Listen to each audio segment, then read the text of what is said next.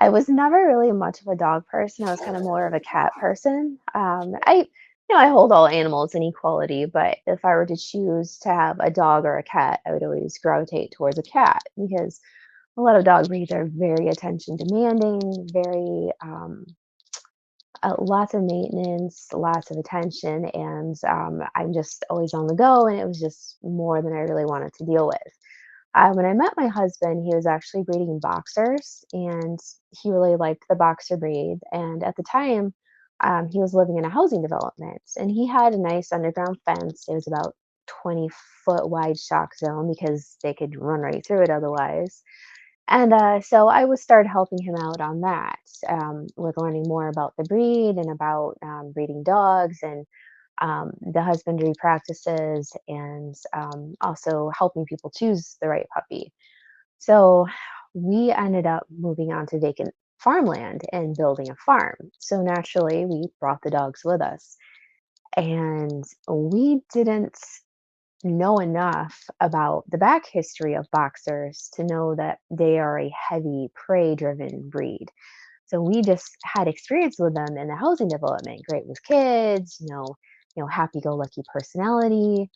But you get them in farmland and they just want to run and they will grab anything that moves, whether it's your horse or your cat or the other dog next door.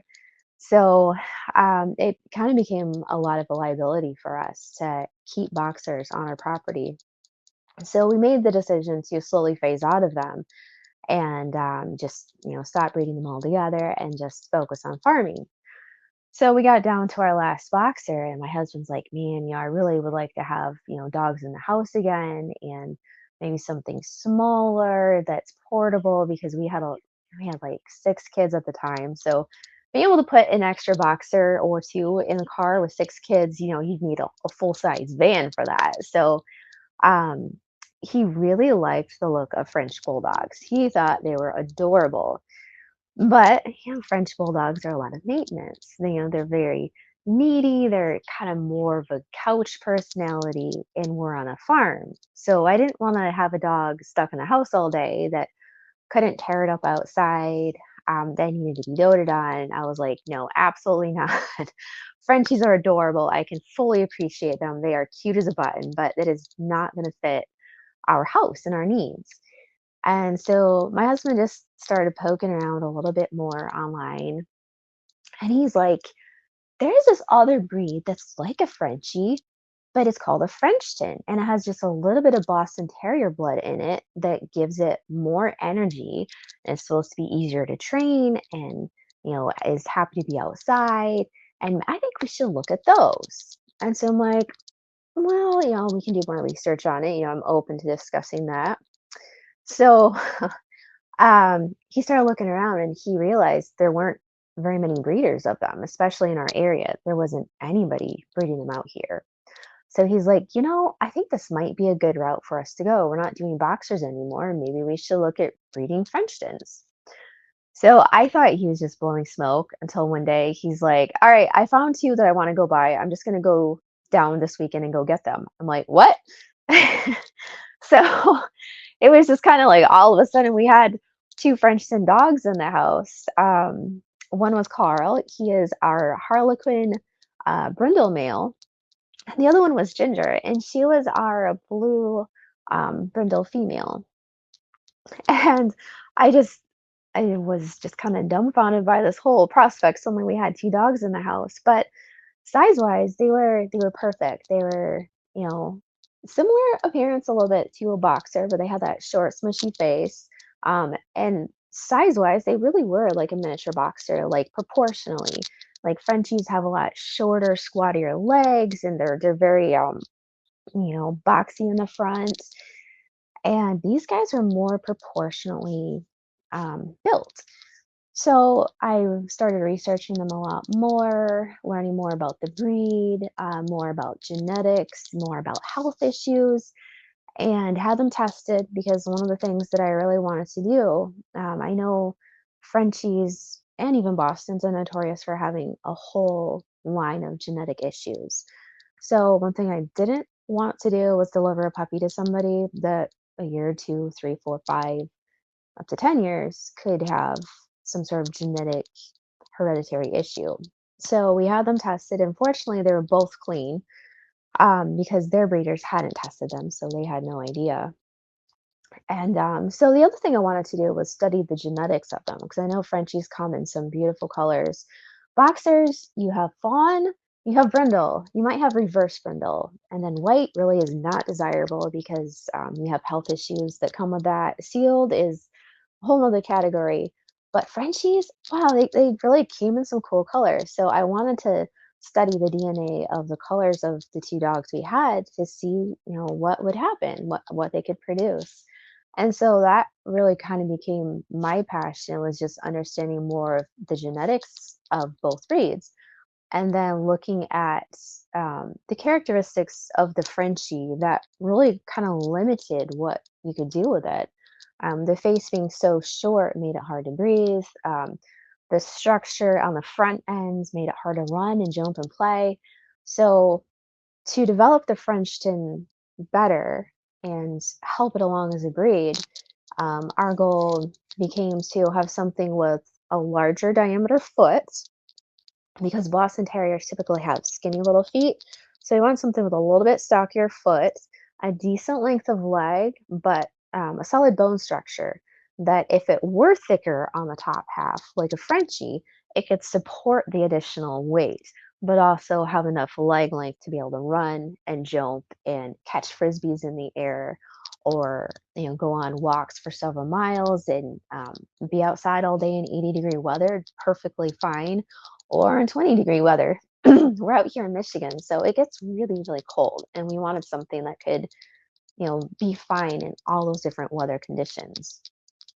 And so that's kind of what we began striving for in our breeding program was to take the factors that kind of limited the Frenchie and expand them outward and really develop the Frenchton as almost a super Frenchie, something that could do all of those things that a traditional Frenchie couldn't, while not having quite as short of a face, but still a shorter muzzle on it.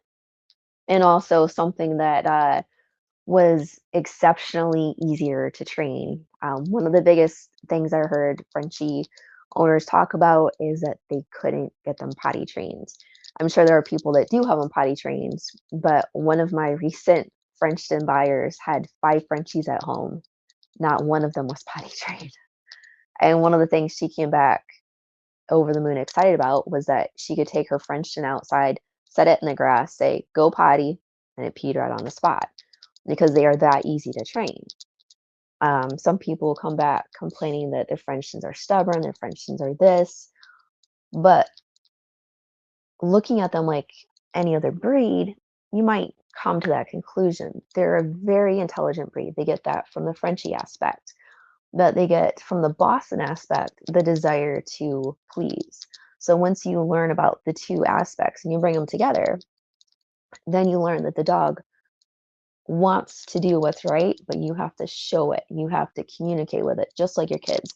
Frenchtons, in a very real sense, are like human children.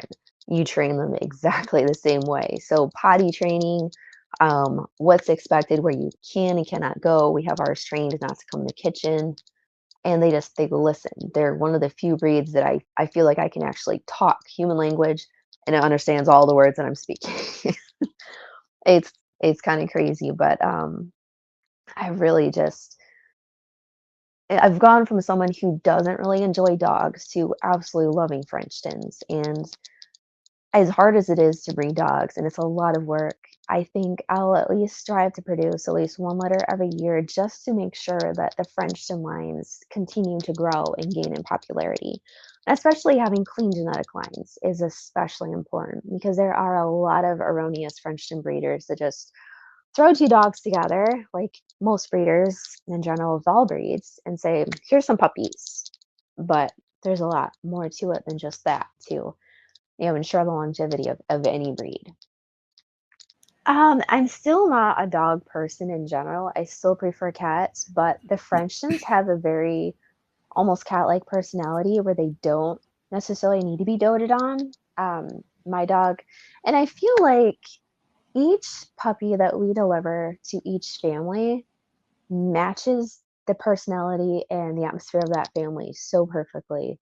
I have people ask me all the time, do you interview your customers? Do you do background checks? Do this? Do you do that? And I'm like, I don't need to. I have the perfect families come in for each puppy, and I've never had anyone bring a puppy back saying it didn't fit. And the other thing that we do too is if anybody does have issues or questions about their puppy, we work with them for the life of their dog. We're not a ghost breeder. We don't come in and deliver your puppy and vanish out of thin air like so many other breeders do. My mother-in-law bought it's called a Shih Tzu. The name was just a little bit too fitting. She has so many issues with the dog just being just a nightmare, biting, just awful, awful, and the breeder won't even talk to her. Will not talk to her, will not help her, and that just breaks my heart. As a breeder, if you're producing a family member for another family, and just like an adoption agency, you check in, you're like, "Hey, how is the dog doing? Can I help you? What do you need?"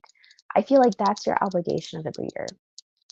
So, like I said, I've never had an issue placing a puppy. They always go to the best homes that's best situated for that puppy.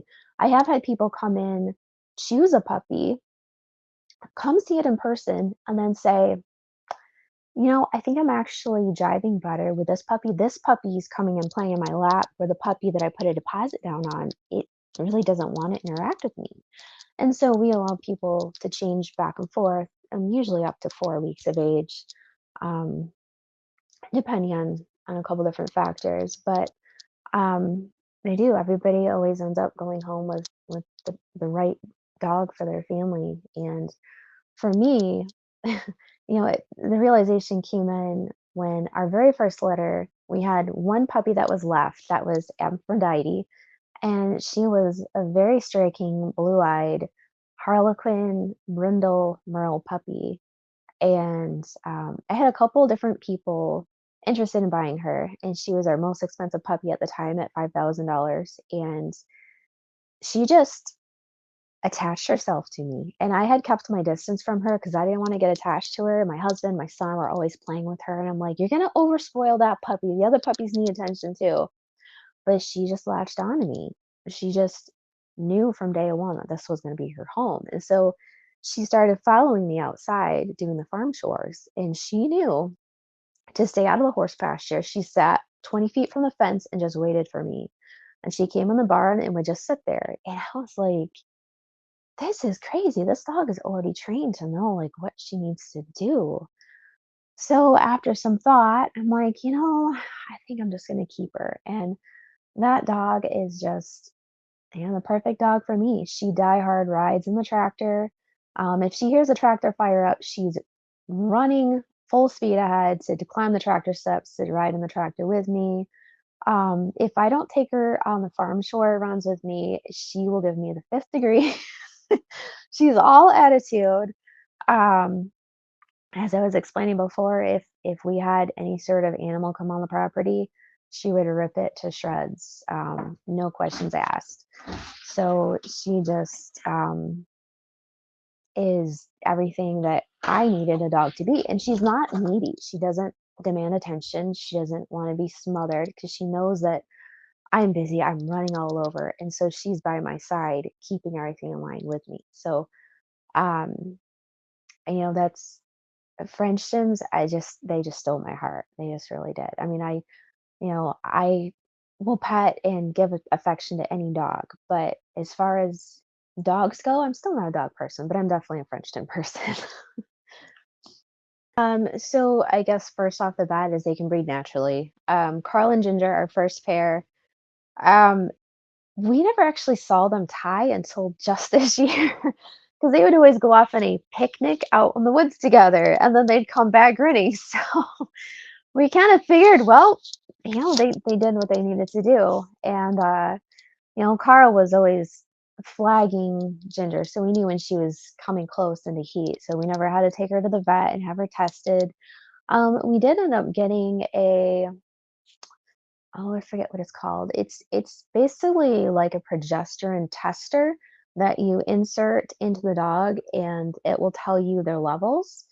Um, it's Russian something. Draminsky, I think it's called Draminsky meter.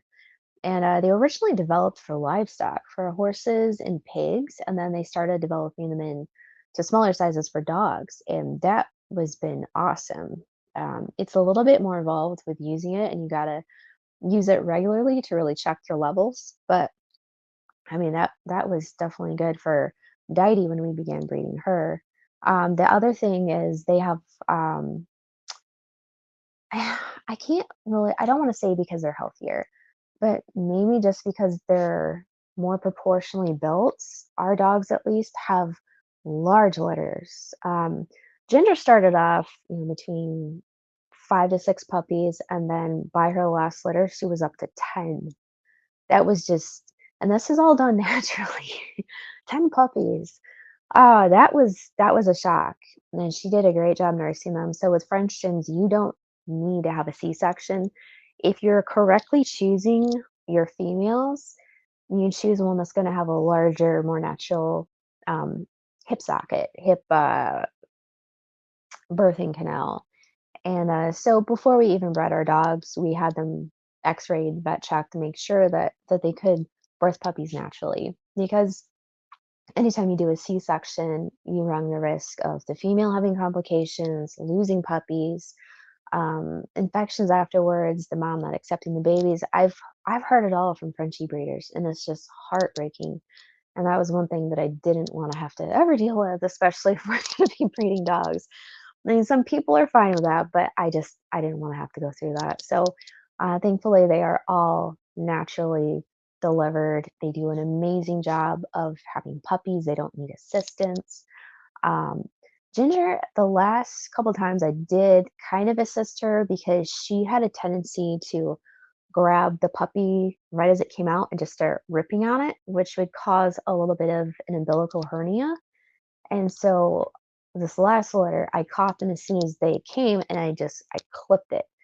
And I know it's better to have them birth the placenta with the puppy, but it worked, and I didn't have any umbilical hernias the last litter. So Diety, on the other hand, she hit the ground rolling. Her first litter, she had them a week early, and she had 12 puppies. The world record of Frenchie puppies is 13. And she was one away from matching the world record. And I think Boston's it might be 12. So, I mean, and she birthed them all overnight. I didn't even know she had them until I woke up the next morning and I saw that there were puppies in there. And I thought she had gone over next door and grabbed the Ginger's puppies out and taken them in her pen. And then I realized there were a lot of puppies in there. We did lose one because I'm thinking it was probably the firstborn and it got kicked off to the side and she just didn't find it again. But she nursed all 11 puppies entirely on her own. I started off swapping 6 and 5 at a time, but then pretty soon she started rotating them herself. And they've always done a great job just nursing them and caring for their puppies. So I think in that respect, they're a lot easier to raise from puppies. So they have larger litters, they can breed naturally, they birth naturally. They can produce enough milk naturally and really tend to their puppies really solidly. So, in a sense, they were honestly better caretakers than the boxers. The boxers, we had a huge issue with them laying on their puppies. And you could lose an entire litter just because the mom would just plop down and not even bother to check what's underneath her.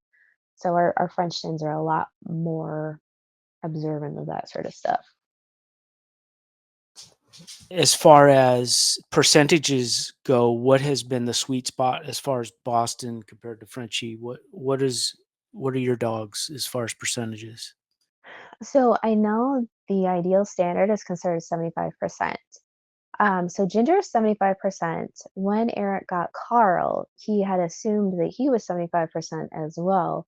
But then after he got him and they started growing up side by side, Eric's like, looks a little bit different. He's a lot skinnier than Ginger. So he went back and contacted the breeder, and the breeder's like, oh no, he's 50-50. So that was kind of a kick in the gut because we wanted to hit the ground rolling at the ideal, which was 75%. So 75% Frenchie, 25% Boston. So that meant they're breeding the two of them, we got approximately 62%. So Diety is a 62%. And what we're seeing with the 62% is they're very easy to potty train, fast, they listen pretty good. They're still pretty high energy, and some people prefer that. Um, so we're trying to get back to the 75% using our genetic lines. I've been finding that it's interesting because there are a lot of Frenchie breeders out there, but they also seem to work together a lot more in trading genetics and stories and helping each other out. But in the Frenchton breeders, they seem very, very close. Like, oh no, we're not allowing any breeding of our puppies. Like, no, no, no, we don't do that. So it's a little bit more closed-minded, and I feel it's really gonna hinder the breed overall because if you can't breed good genetic lines together, then all you're gonna have are the 50-50 crosses where people are just continually going back to square one, and that really regresses the breed instead of, grows the potential. So for us, we're still trying to keep our eyes open for other breeders that are willing to work together, but we have Diety who's 62%, and I'm planning to keep one of her puppies out of her litter. So with Diety, we have to breed her back to a full Frenchie. So that'd be 100% Frenchie. That gives us 82%. So the 82% is um, more Frenchy looking, they're more stockier. The downside is they wind a lot faster. So we do have families that have a 62% and an 82%. And it's nice to have that to come back to because I can hear stories from both. They'll say, well, the 82%, tries to keep it up as much as the 62, but they just wear out a lot faster and they can't jump quite as high. So, I mean, 82% is definitely not ideal. You'll have people that breed 96%. And if I remember correctly, the AKC considers 88% to be full-blooded, so I'm not quite sure why you would want, like, a 96% because that's pretty much a full-blooded Frenchie. I wouldn't call that a Frenchton at that point, and so we're gonna keep one of Diety's 82%.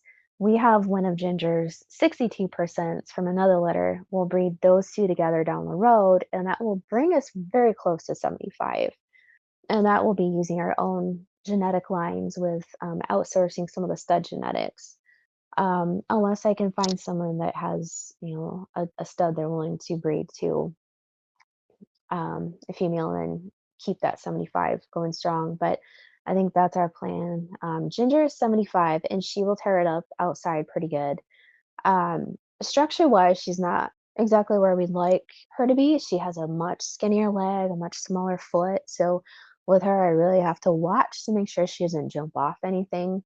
Like I wouldn't let her jump out of the tractor like Diety does because her foot's a lot smaller and she's a lot thicker. So she's got the Frenchie upper half and then the Boston legs. And that's the combination you don't want because it's more likely to have injuries. So, we're careful which puppies we retain.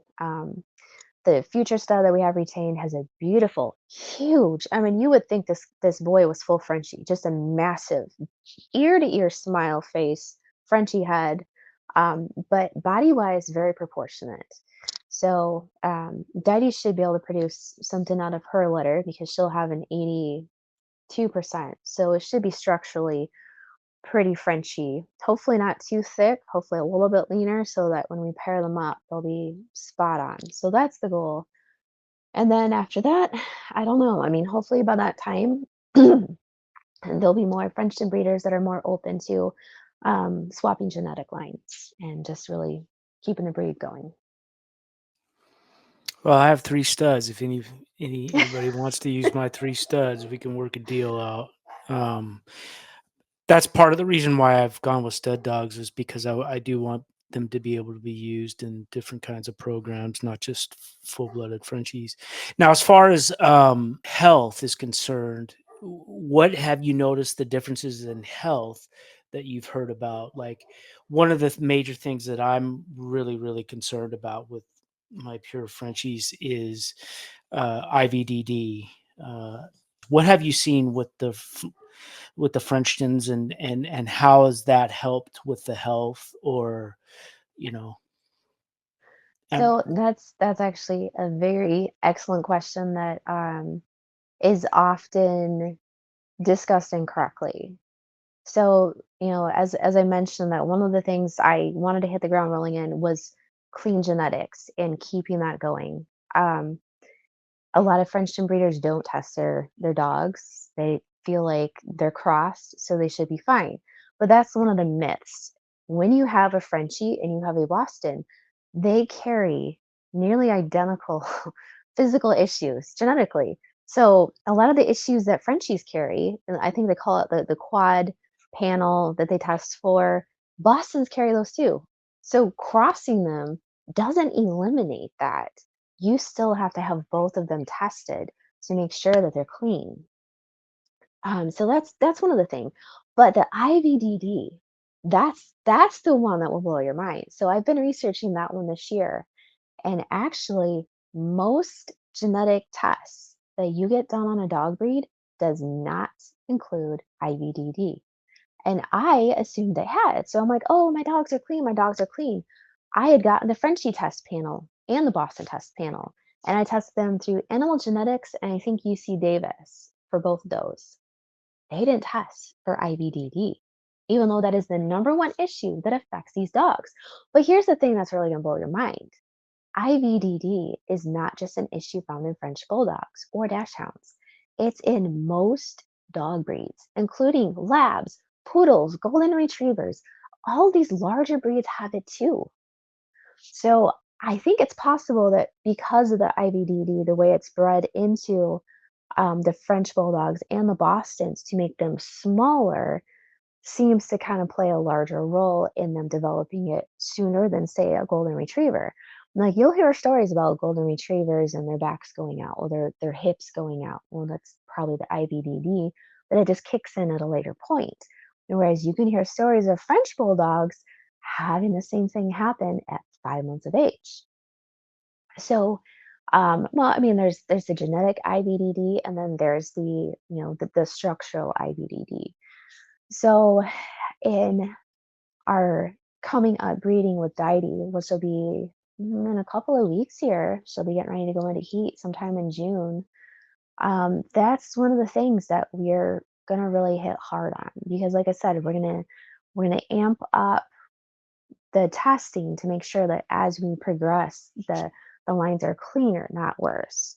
So it arose when I bred her last year to a stud that carried one copy of it, and I was over the moon upset. I was like, I didn't know. I thought this dog was clean, and I was irate. And then I checked myself. I'm like, okay, well, let me just go pull up my profiles. Mine are clean. Oh wait, the test isn't even on my profile. So, like, well, maybe my dogs aren't clean. So I have to go through and retest my dogs specifically for IVDD now because it's not in your standard dog testing. You have to look for it specifically. So thankfully, the stud had been tested. Now, one copy can still produce a reaction in a dog. I think it's they tested it. Dash hounds have the most testing done on it. So if you look up IBDD and dash hounds, you'll learn a lot more about it. But I think one copy you'll have a 40% chance of having some sort of reaction. Two copies, obviously, it's a lot higher. So the fewer copies we can have in our lines would be ideal. And if this stud that we used last year only has one copy, that means they have a 50-50 chance of having at least one copy from him. Now, ideally, my dogs will be clean of it, and then, the lions could potentially be cleaner for it. But I don't know because I have to now specifically test them for it. Um, so it's one of those dirty little secrets that all dog owners don't want to look at because, it's just that's what it is. And you don't know unless you genetically test your dog for it. And it's just, it's really kind of disheartening to know that it's plays such an active role in so many breeds, not just Frenchies. It's been an explosion in French Bulldog breeders from people to just want to start producing them and to earn a little bit of cash on the side. But as you say, then they end up charging too little for them, and then they don't invest the money needed to actually produce quality puppies, produce to even purchase quality stock. They might, just be taking someone's dog that doesn't come with papers because it didn't meet their standard, and then they just choose to breed it and say, well, it doesn't have papers, but here's a Frenchie. And so that really is detrimental to the breed itself too. You have to be able to charge enough to make it worth your while, but also to make it worth your while to push harder to do better. And um, you just make sure that you're giving the breed everything it needs, like you were saying. Yeah, it's really just kind of disheartening, like you said. I mean, and that's what it is. And I think it's more so because they see it as an income revenue more than trying to further the breed. If you're trying to further the breed, then you're open to breeding and helping others in the breeding practice. Like for me, I don't charge more for breeding versus non-breeding. However, on occasion, I'll get a puppy that I know does not meet my standard. And so I say, look, this one's reduced in price, but do not breed this puppy. If you think that you potentially might want to breed a puppy, choose a different puppy. And I have had customers come back saying, well, I might want to breed them, but and so I allows me to be open and candid with them and say, okay, this is what you're looking at if you want to breed your puppy. And the biggest thing people don't understand is how they're going to sell the puppies. All the traditional ways of marketing puppies have gone off the deep end. When you have Craigslist, which you can't do dog sales on that anymore. Hoobly was a big one we used with boxers. We sold almost all of our boxers through Hoobly. And now it's a nightmare of a site to try to sell anything on. So our saving grace has just been our website, and I do a lot of advertising online. I spend hundreds of dollars every year on advertising for my puppies. So that ensures that they can get into the homes they need. And right now I've got about half my litter pre-sold for the next litter. But you have to be willing to work with people. And if somebody does want to breed, I mean, I'm all for it. They're like, hey, how can I help you? Because the last thing that I want is somebody breeding a dog and then having all these puppies and not being able to rehome them, or you know giving them away for free, and then the people don't understand what they're getting. Because if the puppies are too low priced, it's easier for them to end up in an animal shelter. And that's the sad fact of it. If you're paying more for a puppy, you're going to work harder in making sure that it stays in your family than if, you're paying a couple $100s for a dog and, well, it's not a big deal. We're only out $100 or a couple hundred or whatever. Um, so it's definitely one of those things that you need that community to build a breed. And the Frenchtons, it's very hard. They're so catty, very catty. There might be people out there that are interested in it, but it's like a needle in a haystack. And interestingly enough, I've noticed that a couple of our local Frenchie breeders have switched into Frenchtons because I don't know if they're having a hard time selling their Frenchies or they just realize that a better way for them to go. But I just thought it was kind of intriguing. I'll see people that are breeding Bostons and Frenchies, and then they have the Frenchtons. And sometimes they end up just switching right to the Frenchton because, they're like, well, this makes more sense for us, or the demand's a little bit higher as people become more aware of what a Frenchton is. And that's the biggest trade-off. I think a lot of people I have coming in were looking at Frenchies originally, and they were just kind of on the fence because of the health issues and the lack of overall and energy.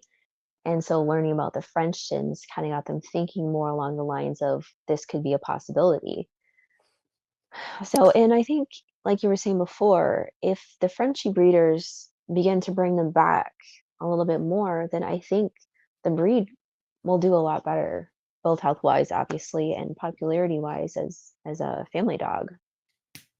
That's the key right here, right there that you said. I think the French bulldog market is not in the crapper because it's catering to a pet market. I think it's in the crapper because it's not catering to a pet market. And I think unfortunately we're seeing that's why we're seeing things are getting more goofy, and you're getting these crazy crosses that they want to pass off as, these hairless Oh, Frenchies or yeah, I was whatever. gonna bring up the hairless ones. Oh.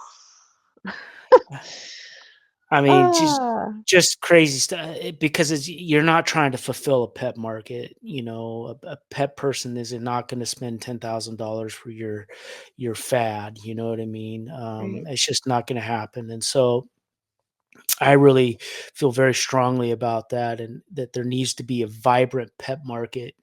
Not only do I think in the long run that's more profitable, if you want to talk about pure dollars and cents, I really truly think that the pet market long term is the most profitable and most sustaining monetary factor for your program. But the quick buck, the big dollar, I mean, it's a breeder's market in the French Bulldogs, but you're seeing just the crap that comes out of that sort of thing. So And the thing that I tell anyone looking at our dogs, I say, you don't have to buy one of our dogs, but please promise me this. Whatever dog you decide to go with, there's nothing wrong with sending a deposit, but ask for a video a video interview with the puppy specifically and the parents, and ask to see the facility. If the breeder refuses all those three requests, don't go with them. Go with somebody else. Because at the very least, as a buyer, you should be able to see the parents. If it's a stud, fine. Show me a picture of the stud. I want to see a live video of the mom, and I want to see a live video of the puppy I'm looking at plus the other puppies there, and let me see where they're kept. And another thing that I emphasize is being able to see them in person. I've met breeders that absolutely refuse people to come in to the premises on grounds of contamination.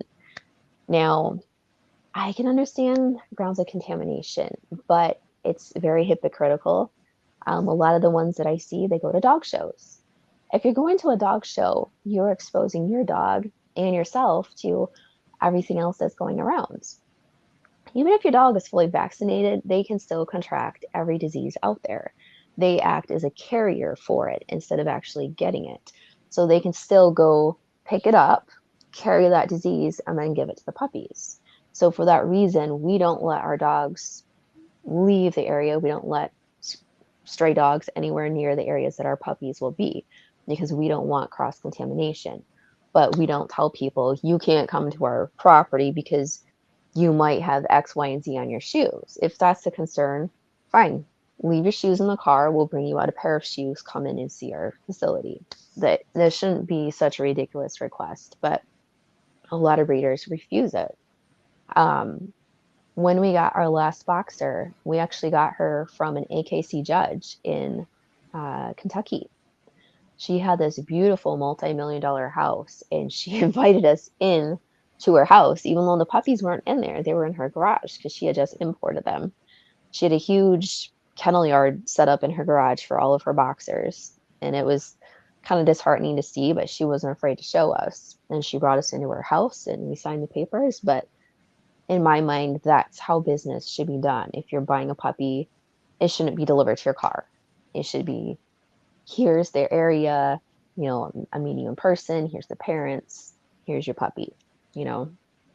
So there's a lot of, I feel like, too much secrecy behind what people are doing, why they don't want people on their property, on their premises. And we've got, obviously the scam artists.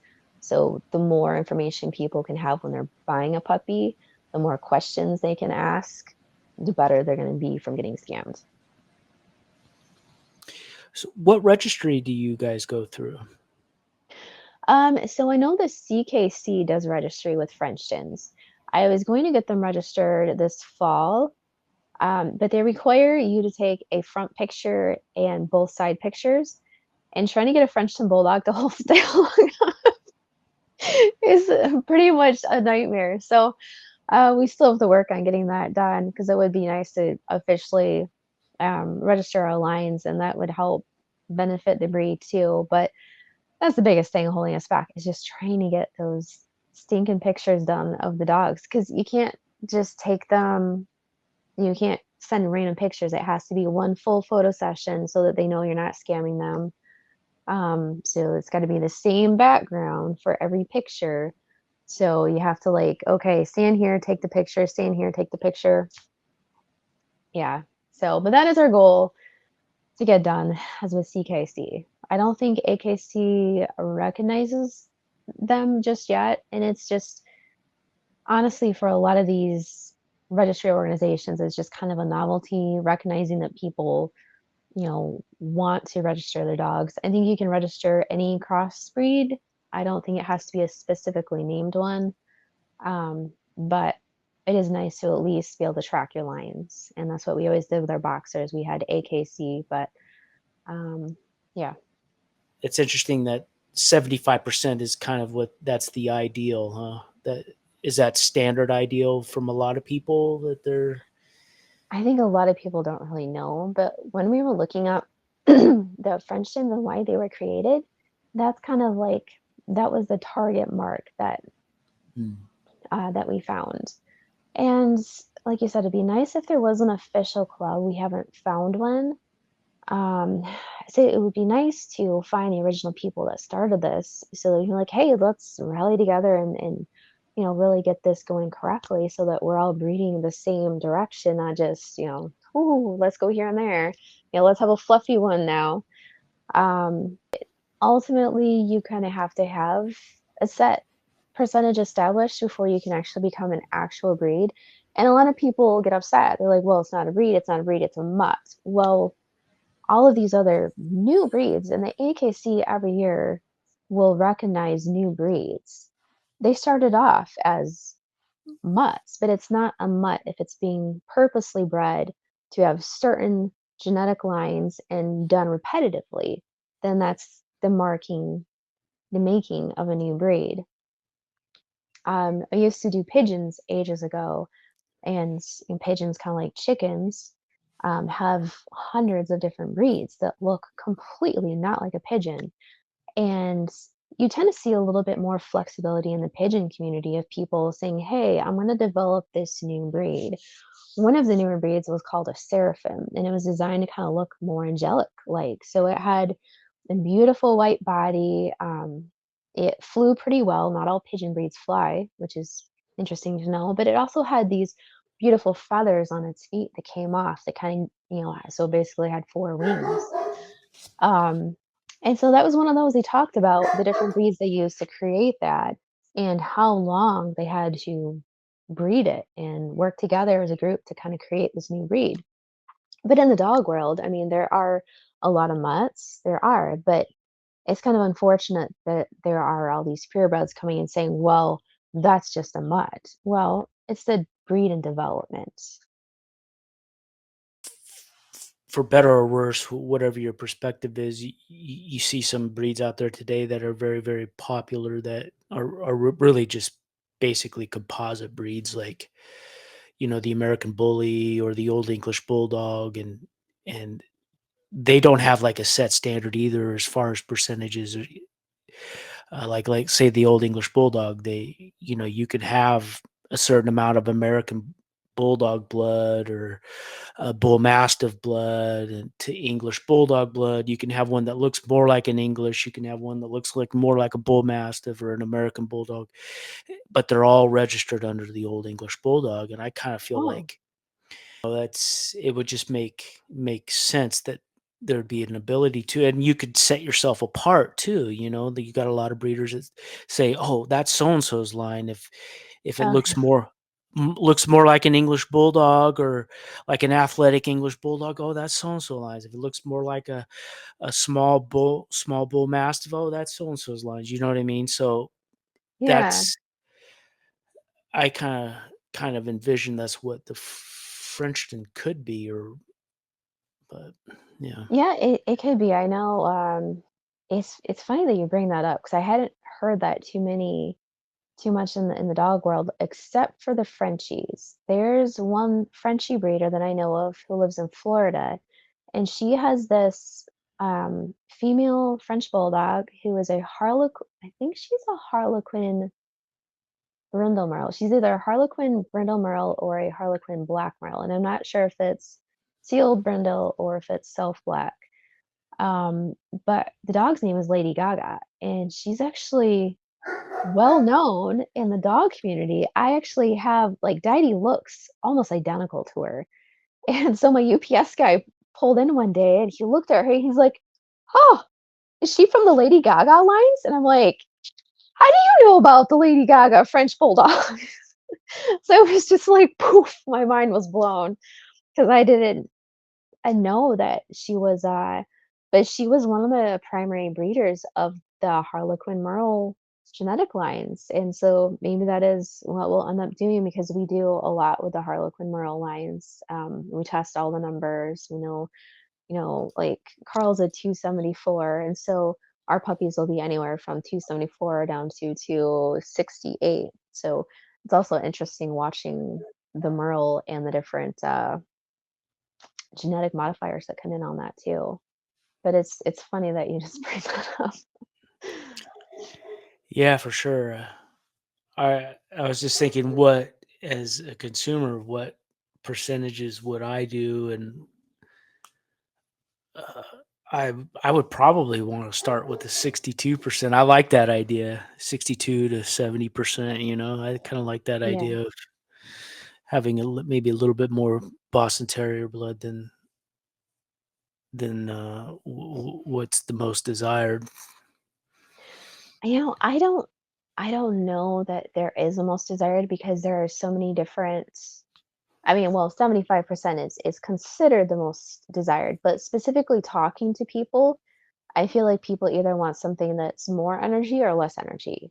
They have one idea or the other in their head. So, a lot of my um, reserve list for the fall, that's gonna be for Didy's 82% litter. They want something that's low energy. But then some of them just want a fall litter because they're going on vacation this summer and they don't care either way. So um, I guess for us, probably the 62% is going to be better than the 82%. Um, but I don't know because, like I said, we're going to be keeping an 82% this fall from Didy's litter. So um, she'll be running around with the rest of our dogs, but likely she'll probably wear out a little bit faster. But it'll be interesting to see the comparison between the different percentages on our end. And that's kind of the cool thing too, is that you have the flexibility. You may find that 82% dog that just ticks all the boxes. Hmm.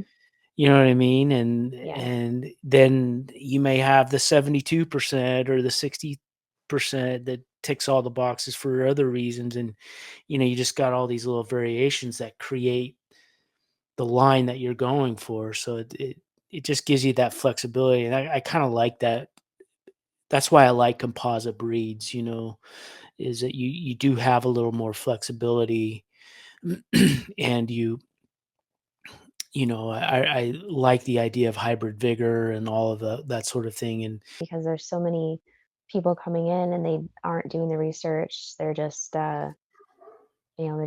putting dogs together and calling it a day. A lot of people don't even know what percentage they even have because the breeders don't even tell them. So then they go to breed them and then they're like, well, I don't know what the percentage the puppies are going to be. So Mhm. Have you ever thought about going back to a Boston maybe with some of your lines, or no? no, no, because we have Carl, he's 50% and he is go all the time. He's a crazy guy. Eric absolutely loves him. He would never get rid of him. He wouldn't trade him off because he's 50%. He's Eric's special kid. But he is just go, go, go, go. So I can't even imagine what a full-blooded Boston would be like. Um, so yeah, and then he's just like the opposite of a Frenchie. Where do you see your program in say 5 years? Um, so 5 years, I'm hoping to just keep it at one litter per year because we do a lot with farming. We're gonna have our Christmas tree farm up and running in 5 years. So, puppies take a lot of time, and especially, keeping up and doing it properly requires a lot of continual assessments and keeping the website up and advertising. So, keeping it at one litter a year will help us to continue to produce clean lines, high quality lines, and keep the breed alive because that's our goal. We hope to always be able to have at least a Frenchton or two on our property, and maybe eventually somebody else will really take in and help create the breed to where it needs to be, and then we can slowly phase out of it. But um, we'll be doing the 75% and having dogs with clean genetic health. That's the goal, is making sure if we can get rid of the um, CY or the IVDD, that would Mhm. be ideal. So that's hopefully in 5 years we'll be there, maybe even in the next two.